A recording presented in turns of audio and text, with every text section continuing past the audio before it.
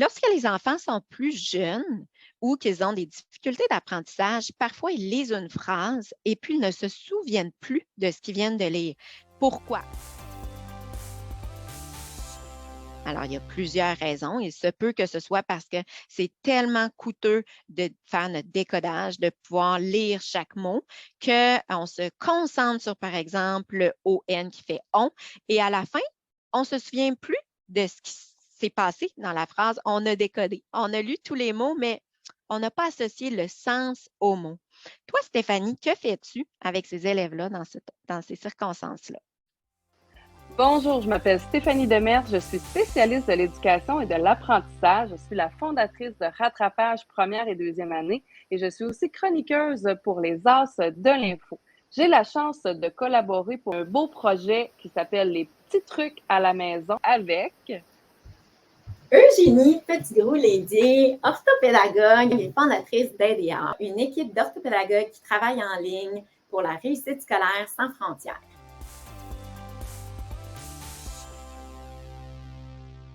Aujourd'hui, dans notre capsule des petits trucs à la maison pour améliorer la compréhension de lecture, nous travaillons les stratégies pendant la lecture. Si vous n'avez pas vu nos stratégies avant la lecture, il faudra aller visionner la petite capsule vidéo avant de regarder celle-ci.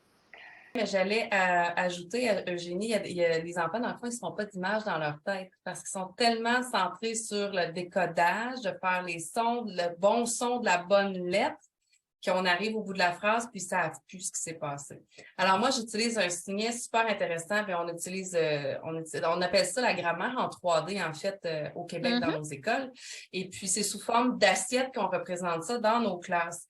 Et puis, l'assiette qui est bleue, qui parle d'un qui. De qui on parle dans la phrase? Est-ce que c'est un animal? Est-ce que c'est une personne? Est-ce que ça peut être des choses aussi, des fois, tout dépendant du contexte de la phrase.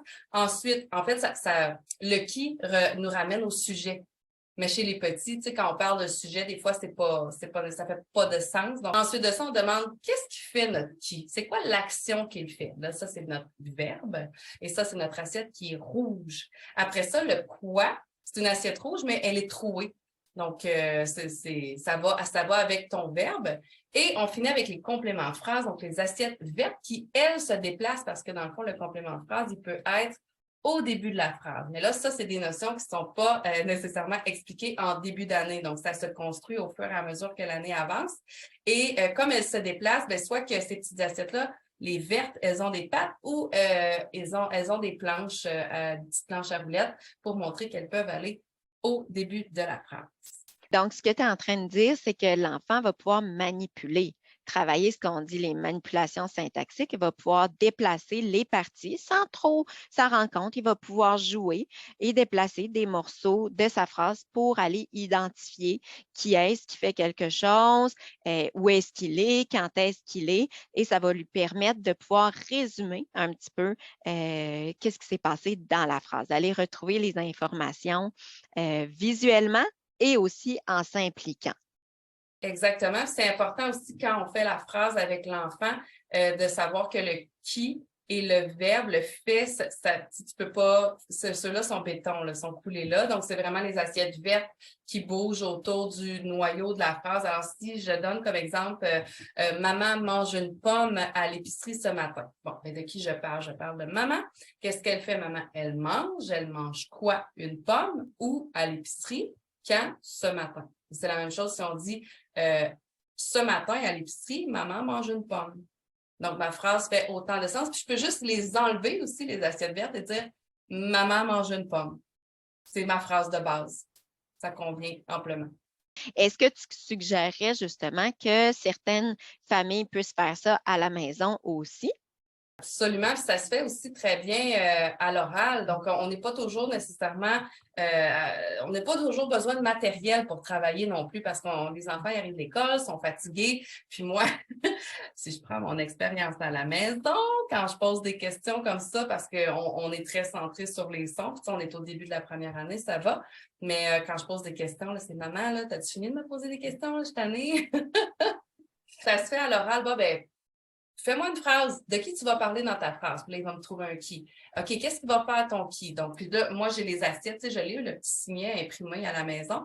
Donc, ça, c'est un outil qui est aussi super intéressant. Et puis là, on fait juste pointer les assiettes ensemble de couleurs, puis on compose des phrases à l'oral comme ça. Ça dépend des besoins des enfants, ça dépend aussi de leur...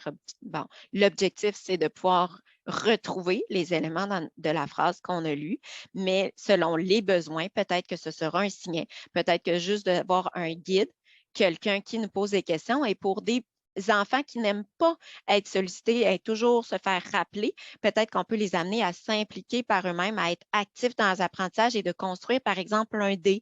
Donc, d'avoir sur chaque face une question et l'enfant va le lancer. Donc, c'est lui qui a un peu le contrôle et savoir que s'il le lance et qu'il tombe sur le « où », alors il va pouvoir retrouver dans la phrase « c'est où ». Alors, s'il y en a un, s'il n'y en a pas, on le relance. Donc, de pouvoir créer un petit jeu et que l'enfant puisse toujours rendre un petit peu de ludique au travers de ses activités. Oui, j'aime ça, ton idée d'idée, Eugénie, parce qu'on le revoit aussi beaucoup dans les écoles, mais ce sont des gros dés, puis tu en parlais aussi avant notre rencontre, mais facile comme ça à la maison, juste un dé à jouer, puis on fait juste découper des cercles de papier blanc, puis on les colore avec les couleurs des assiettes.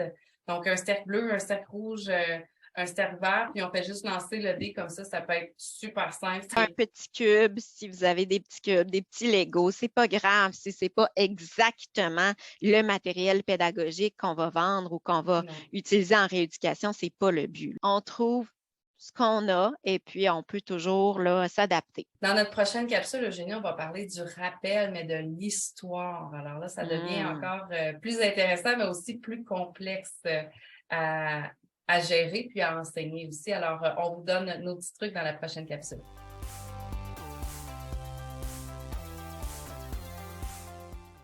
Parfait. Merci, Eugénie. Merci, Stéphanie. C'était les petits trucs de Stéphanie et Eugénie. Merci beaucoup de votre écoute. Partagez si vous avez aimé ça parce que plus on est à connaître ces stratégies-là, plus les enfants peuvent s'améliorer aussi. Suivez-nous sur tous les réseaux sociaux également pour connaître toutes nos nouveautés parce qu'on a encore du beau matériel qui s'en vient pour vous à la maison. Merci beaucoup. Bientôt! Bye bye! Ça, c'est tout... Oui. Oh. Je t'ai pas coupé.